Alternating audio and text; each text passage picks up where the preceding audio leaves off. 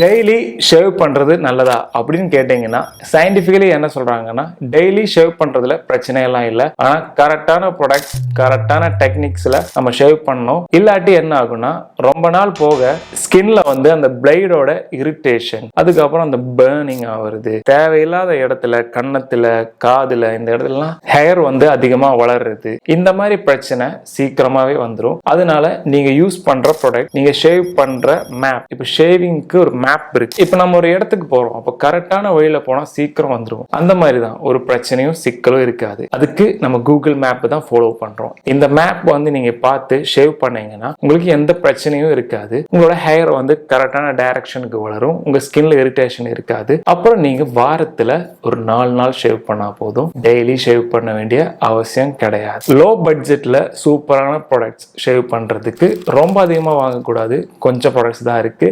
எப்படி ஷேவ் பண்றது, ஷேவ் பண்ணதுக்கு அப்புறம் என்னெல்லாம் பார்த்துக்கணும் கரெக்டா.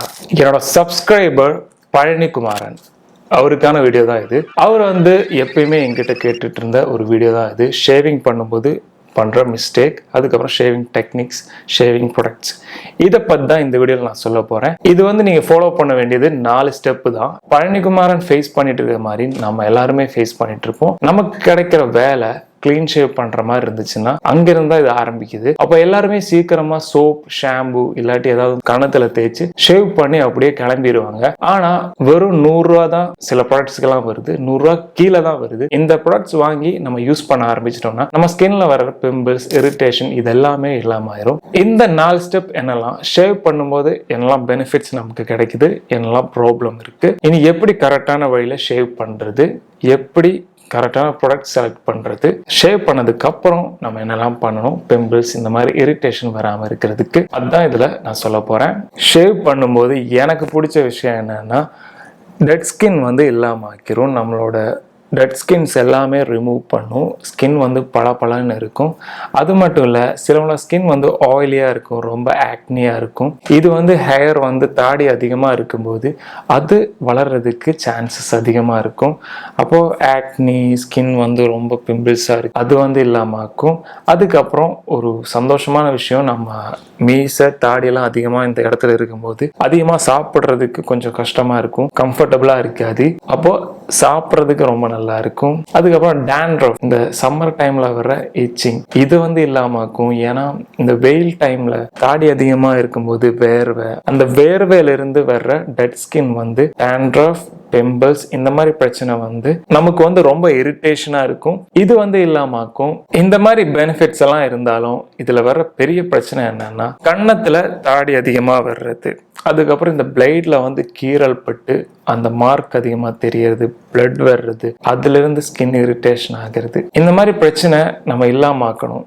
இப்போ வந்து நம்மளோட ஸ்கின் வந்து எப்பவுமே ஷேவ் பண்ணும்போது அந்த இடத்துல, இப்போ நீங்கள் டெய்லி ஷேவ் பண்ணுற உங்கள் சீனியர் ஒர்க் பண்ணுற இடத்துல, இல்லாட்டி உங்கள் சார், உங்களை டீச் பண்ணுற சார், உங்களை பார்த்தீங்கன்னா இந்த இடத்துல ஸ்கின் வந்து ஒரு மாதிரியாக இருக்கும். அதுக்கெல்லாம் பிரச்சனை ப்ராப்பரான ப்ராடக்ட்ஸ் யூஸ் பண்ணாதனால தான். ப்ராடக்ட்ஸ் யூஸ் பண்ணாமல் கண்டமேனிக்கு ஷேவ் பண்ணி விடுறதுனால தான். அப்போ இந்த மாதிரி விஷயத்த சைடு எஃபெக்டாக இருந்தாலும் இதை வந்து கரெக்டான ப்ராடக்ட்ஸ், கரெக்டான டெக்னிக்ஸில் ஷேவ் பண்ணிங்கன்னா உங்களுக்கு இந்த பிரச்சனையிலேருந்து நம்ம தப்பிக்கலாம். இருந்தாலும் ரொம்ப வருஷம் ஷேவ் பண்ணும்போது இந்த மாதிரி ஆக தான் போகுது.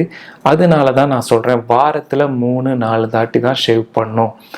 அந்த மாதிரி ஷேவ் பண்ணுறது ரொம்ப நல்லது. ஷேவ் பண்ணுறதுக்கு வெறும் 4 ப்ராடக்ட் தான் நம்ம யூஸ் பண்ண போகிறோம். அதிகமான ப்ராடக்ட்ஸ் வாங்கி கேரி பண்ணி போகிறது ரொம்ப கஷ்டம் தான். இப்போ ஒர்க்குக்கு வெளியே போகும்போதும் இல்லாட்டி நம்ம ரூமில் தேவையில்லாத ப்ராடக்ட்ஸ் வாங்கி பணத்தை வேஸ்ட் பண்ண வேணாம். இப்போ இந்த பேக்கில் தான் நான் வந்து என்னோட trimmer, shaving cream, sun cream, அதுக்கப்புறம் ஃபேஸ் சன் க்ரீம், அதுக்கப்புறம் சீப்பு, இந்த மாதிரி விஷயத்த எல்லாத்தையுமே இதில் போடுவேன். ட்ரிம்மர் வந்து டைஸோ, இது வந்து ரியல்மியோட ப்ராடக்ட். ரியல்மி ப்ராடக்ட்ஸ் எல்லாமே ரொம்ப சூப்பரான பில்ட் குவாலிட்டி இருக்கும். அது மட்டும் இல்லை, இதை வந்து ரிமூவ் பண்ணிட்டு நமக்கு வந்து நாய்ஸில் இருக்கிற ஹேர் ரிமூவ் பண்ணலாம், காதில் அதிகமாக வளருது, இந்த மாதிரி இருக்கிற இடத்துல எல்லாத்துலேயும் சீக்கிரமாக இதை ட்ரிம் பண்ணுறதுக்கு ரொம்ப நல்லது. எப்பயுமே ஹேர் வந்து ட்ரிம் பண்ணுறது ரொம்ப நல்லது. ஏன்னா இந்த க்ரூமிங்கில் ஹேர் வந்து ட்ரிம் பண்ணுறது தான் மெயினான விஷயம். அன்வான்டா ஹேர் வந்து தள்ளி அதுக்கப்புறம் இங்கெல்லாம் கொஞ்சம் இப்படி நிற்குதுன்னா அது வந்து பார்க்கறதுக்கு அவ்வளோ அவ்வளோ நல்லா இருக்காது. அதனால ட்ரிம்மர் நமக்கு கண்டிப்பாக வேணும். இது வந்து ஒரு 1800 ரூபா தான் வருது. இதில் வந்து 4 பிளேட் மாதிரி கிடைக்கும். அதை வந்து நீங்கள் மாற்றி போட்டு யூஸ் பண்ணலாம். இது மிஸ் ஆகாமல் இருக்கிறதுக்கு நீங்கள் பார்க்கணும். அதனாலயே நான் என்ன பண்ணுவேன்னா 2 பிளேட் மட்டும்தான் எடுத்து யூஸ் பண்ணிட்டு இருக்கேன். மற்றது எல்லாத்தையும் வீட்டிலேயே வச்சுட்டேன். ரெண்டாவது ப்ராடக்ட் என்னன்னா ஷேவிங் ப்ரஷ்.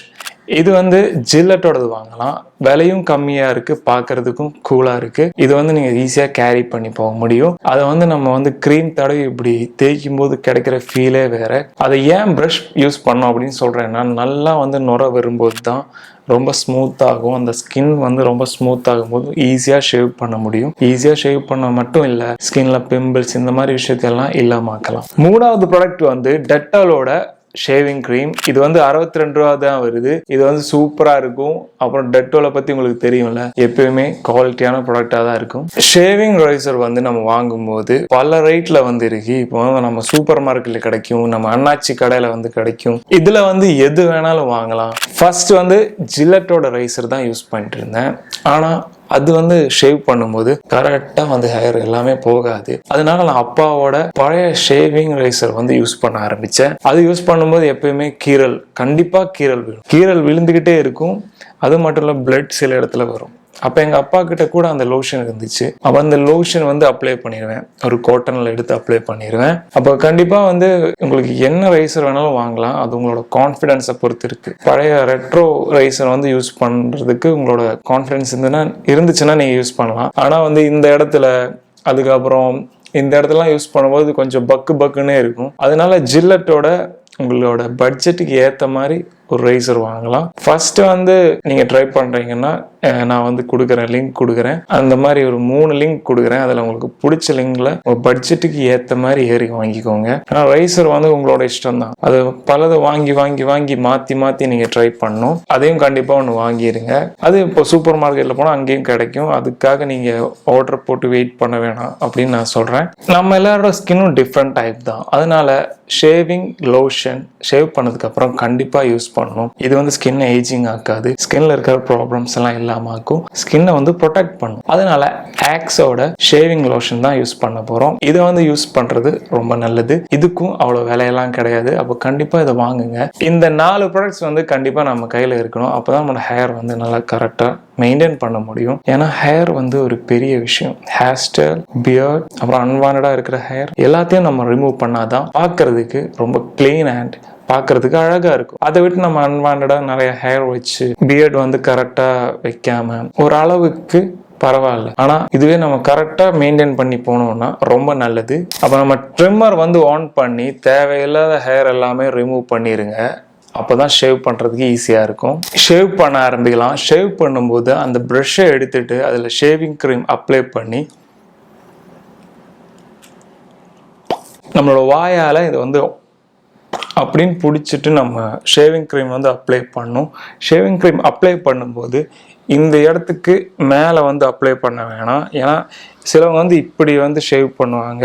அதை வந்து நான் அவ்வளோ சப்போர்ட் பண்ண மாட்டேன். அங்கே வந்து நீங்கள் சின்ன வயசுலேருந்தே இப்படி ஷேவ் பண்ண ஆரம்பிச்சிருங்க. இங்கே வந்து ஹேர் வளர ஆரம்பிக்கும். என்னோட ஃப்ரெண்ட் நைசலுக்கு வந்து இங்கெல்லாம் ஹேராக இருக்கு. இங்கே வந்து இங்கே அப்படியே ஹேர் இருக்கும். அது வந்து பார்க்கறதுக்கு அவ்வளோ நல்லா இருக்காது. அதனால அதை வந்து நீங்கள் தவிர்த்துருங்க.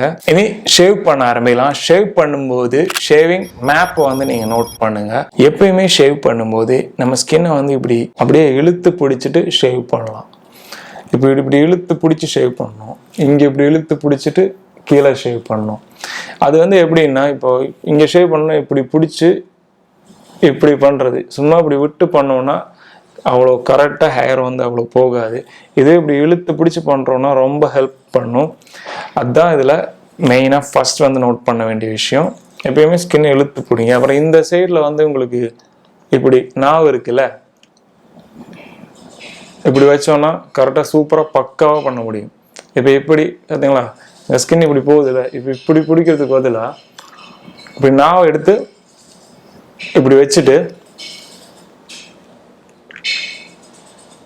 அப்படி இப்போ நம்ம தாடி வந்து இப்படி தானே வளருது. இல்லாட்டி சிலவங்களுக்கு வந்து டைரக்ஷன் கண்டிப்பாக சேஞ்ச் இருக்கும். அப்போ வந்து நம்ம எப்படின்னா கண்டிப்பாக அந்த சைடுக்கு வந்து இப்படி ஷேவ் பண்ணணும். புரியுதா? அப்போ தான் இப்படி நிற்கும். அது வந்து ஒரு சூப்பரான டிப். அதை நீங்கள் கண்டிப்பாக ஃபாலோ பண்ணுங்கள். அதுக்கப்புறம் மேப், இந்த மேப்பை பாருங்கள். இந்த மேப்பில் எப்படி சொல்லியிருக்கேன்னா, இங்கேருந்து இப்படி கீழே, அதுக்கப்புறம் இப்படி 2 சைடுக்கு இப்படி ஏரோ கொடுத்துருக்கேன்ல, அந்த ஏரோ டைரக்ஷனில் ஷேவ் பண்ணும்போது உங்களோட ஹேர் வந்து அந்த டைரக்ஷனுக்கு வளர ஆரம்பிக்கும். இல்லை இப்போ ஒரு சைடில் இந்த மாதிரி டைரக்ஷன் இங்கிட்டு இருக்குது, ஒரு சைடில் இங்கிட்டு இருக்குது. இப்போ என்னோட டைரக்ஷன் இப்படியும், அப்புறம் இது வந்து கீழே அந்த மாதிரி இருக்குது. சிலவங்களுக்கு வந்து இங்கே டைரக்ஷன் இங்கே, இல்லாட்டி மீசை வந்து வேறு டைரக்ஷனில் இருக்கும். இந்த மாதிரி பிரச்சனை இருக்கும். ஸ்கின்னை வந்து இப்படி இழுத்து பிடிச்சி மேலே வந்து இப்படி ஆப்போசிட் டைரக்ஷனில் ஷேவ் பண்ணக்கூடாது. அது பெரிய பிரச்சனை. சீக்கிரம் ஸ்கின்னை வந்து ஏஜிங் ஆக்கிரும். பார்க்குறதுக்கும் உங்கள் ஸ்கின் வந்து அவ்வளோ நல்லா இருக்காது ரொம்ப நாளுக்கு அப்புறம். அப்போ இந்த டைரக்ஷனில் ஷேவ் பண்ண ஆரம்பிங்க. அதுக்கப்புறம் இங்கேயா இருந்தாலும் இப்படி ஷேவ் பண்ணக்கூடாது. எப்பயுமே கீழே இப்படி ஷேவ் பண்ணுங்க, இல்லாட்டி இப்படி ஷேவ் பண்ணுங்க. அதுக்கப்புறம் இப்படி ஷேவ் பண்ணக்கூடாது. இங்கேயும் இப்படி ஷேவ் பண்ணக்கூடாது, இங்கேயும் இப்படி ஷேவ் பண்ணக்கூடாது. அது வந்து ரொம்ப ரிஸ்க். உங்கள் ஸ்கின்னை வந்து சீக்கிரமாக ஏஜிங் ஆக்கிரும். அதுக்கப்புறம் என்ன பண்ணணும்னா, இந்த டைரக்ஷன் வந்து ஸ்க்ரீன்ஷாட் எடுத்து வச்சுருங்க. அப்போ இந்த டைரக்ஷனை பார்த்து நீங்கள் ஷேவ் பண்ணுங்க. அது ஷேவ் பண்ணி கரெக்டாக இழுங்க. ரொம்ப ஹார்டாக இழுக்கக்கூடாது. அது எந்த ஷேவிங் ரைஸரை வச்சு யூஸ் பண்ணுறீங்களோ அதெல்லாம் ரொம்ப ஹார்டாலாம் பண்ணக்கூடாது.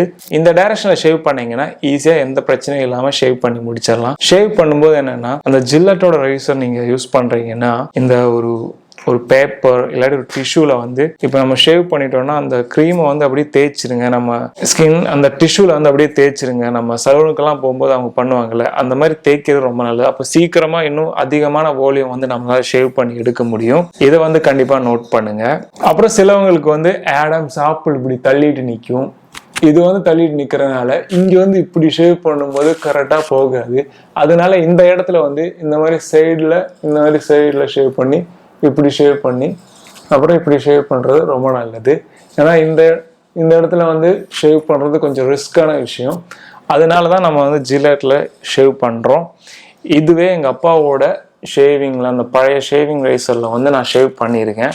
அது வந்து ப்ராக்டிஸ் பொறுத்து தான் இருக்குது. ஃபஸ்ட் டைம் நீங்கள் ஷேவ் பண்ணும்போது அதை நான் அவ்வளோ ரெக்கமெண்ட் பண்ண மாட்டேன். இப்படி ஸ்கின் வந்து கீறல் வருது அப்படின்னு பார்த்தீங்கன்னா, நம்ம ஷேவ் பண்ண ஆரம்பிச்சிடணும். இப்படி ஷேவ் பண்ணிவிட்டு இப்படி எடுக்கணும். அதை விட்டு சிலவங்க என்ன பண்ணுவாங்க, இப்படி இழுத்துருவாங்க. இல்லாட்டி சிலவங்க வந்து இப்படி வச்சுட்டு இப்படி இழுத்துருவாங்க.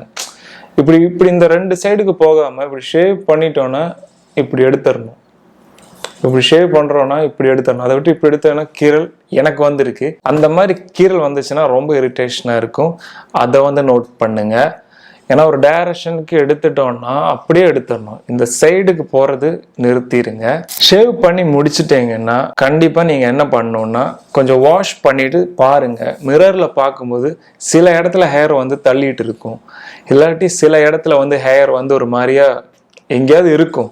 அப்போ என்ன பண்ணோம்னா திரும்பவும் அந்த ப்ரஷ்ஷை எடுத்து திரும்பவும் அப்படியே க்ரீம் தடவி நம்ம வச்சுருப்போம். அதை வாஷ் பண்ணக்கூடாதுன்னு நான் சொல்லலை. அதை கொஞ்சம் தண்ணியில் டிப் பண்ணிவிட்டு திரும்பவும் அப்படியே அந்த இடத்துல தேய்ச்சிட்டு திரும்பவும் ஷேவ் பண்ணுங்க. அப்போ அது க்ளீனாக ஆயிரும். அப்புறம் இந்த மிஸ்டேக் நீங்கள் பண்ணவே கூடாது. ஷேவ் பண்ண இடத்துல திரும்பவும் ஷேவ் பண்ணிகிட்டே இருக்கிறது, திரும்பவும் அந்த இடத்துல ஷேவ் பண்ணுறது, திரும்பவும் அந்த இடத்துல ஷேவ் ஒரே டைமில்.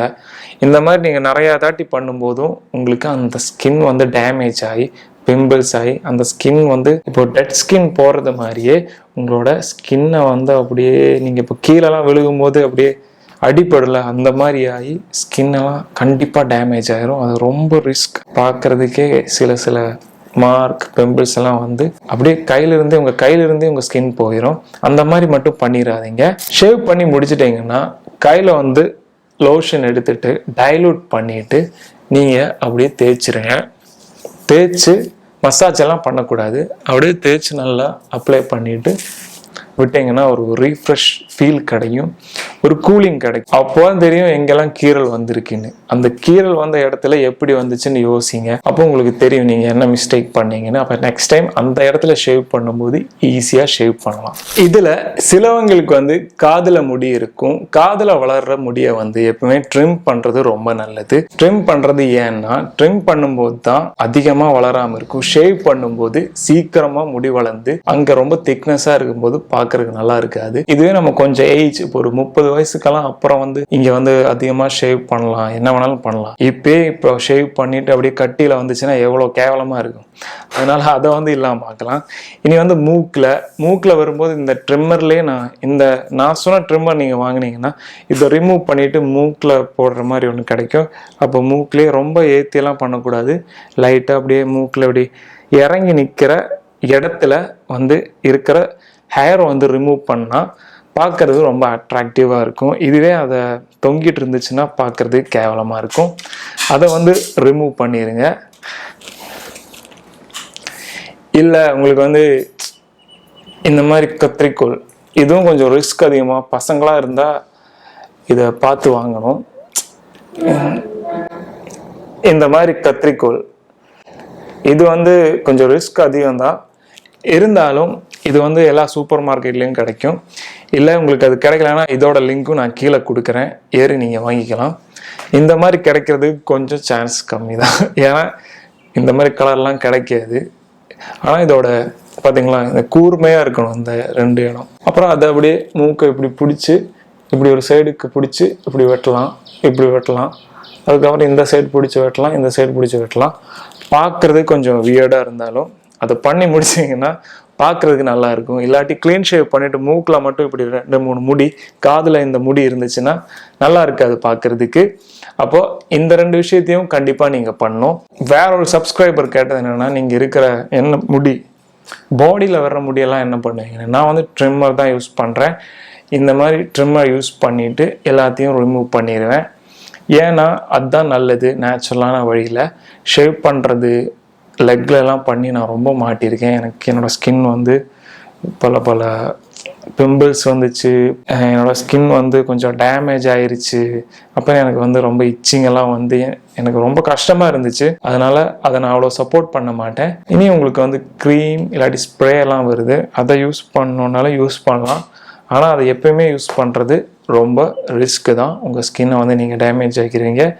நீங்கள் நினைப்பீங்க என்ன டேமேஜ் ஆக போகுதுன்னு, ஆனால் டேமேஜ் ஆனதுக்கு அப்புறம் தான் உங்களுக்கு தெரியும். அதிலிருந்து ஒவ்வொரு மணி நேரமும் ஒவ்வொரு நாளும் கடந்து போகிறதுக்கு ரொம்ப கஷ்டமாக இருக்கும். அதனால் அதை வந்து இல்லாமல் ஆக்கிடலாம்.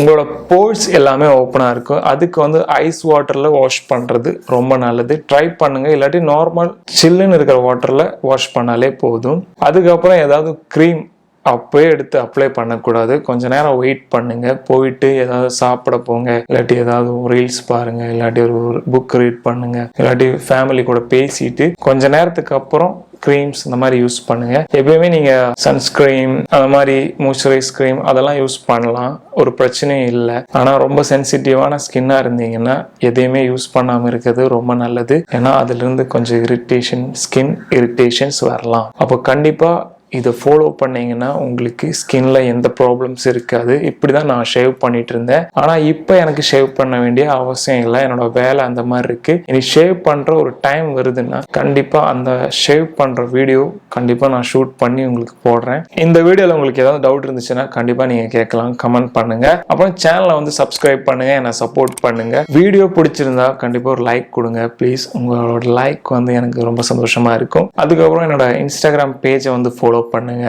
எனக்கு வந்து ப்ரைவேட்டாக மெசேஜ் பண்ணுங்க. உங்களோட நெக்ஸ்ட் எந்த வீடியோ வேணும் அதை பற்றி கேளுங்க. அப்புறம் உங்களுக்கு என்ன டவுட் இருந்தாலும் கேளுங்க. அப்போது நெக்ஸ்ட் வீடியோவில் பார்க்கலாம்.